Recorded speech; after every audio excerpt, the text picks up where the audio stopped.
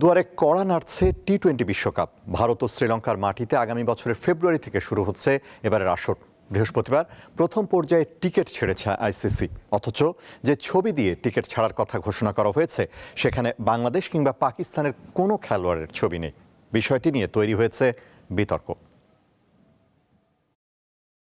2024 সালের 5 আগস্ট রাজনৈতিক পট পরিবর্তনের পর থেকে বাংলাদেশ ও ভারতের সম্পর্কে চলছে বেশ টানাপোড়েন, যার প্রভাব দেখা গেল ক্রীড়াঙ্গনেও। বৃহস্পতিবার টি-20 বিশ্বকাপের 10ম আসরের টিকিট বিক্রির কার্যক্রম শুরু করেছে আইসিসি। যে পোস্টার দিয়ে টিকিট বিক্রির ঘোষণা দেওয়া হয়েছে সেখানে নেই বাংলাদেশের কারো ছবি।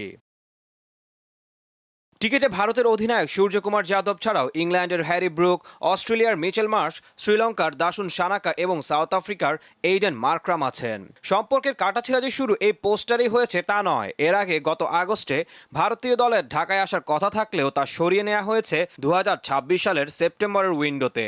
একই সাথে বাংলাদেশ নারী দলের নির্ধারিত ডিসেম্বরের ভারত সফর অনির্দিষ্টকালের জন্য স্থগিত করা হয়েছে।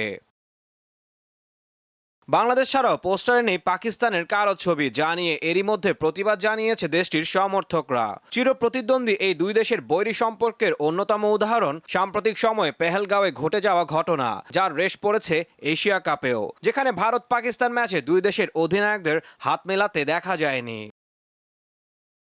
এবারের বিশ্বকাপের মূল আয়োজক ভারত, কিন্তু পাকিস্তান সেদেশে খেলতে যাবে না, তাই শ্রীলঙ্কায় রাখা হয়েছে তাদের ম্যাচ। এবার বিশ্বকাপে খেলবে 20টি দল, 4টি গ্রুপে ভাগ হয়ে খেলবে তারা। প্রতিটি গ্রুপ থেকে 2টি করে দল কোয়ার্টার ফাইনালে উঠবে। সব মিলিয়ে ম্যাচ হবে 55টি। tickets.cricketworldcup.com এই ওয়েবসাইটে আপাতত প্রথম পর্বে টিকিট বিক্রি শুরু হয়েছে। ভারতের কিছু ভেন্যুতে টিকিটের সর্বনিম্ন মূল্য রাখা হয়েছে মাত্র 100 রুপি। অন্যদিকে শ্রীলঙ্কায় অনুষ্ঠিত সব ম্যাচের সর্বনিম্ন টিকিট মূল্য হল 1000 শ্রীলঙ্কান রুপি। ঈশান হাসান, দীপ্ত স্পোর্টস।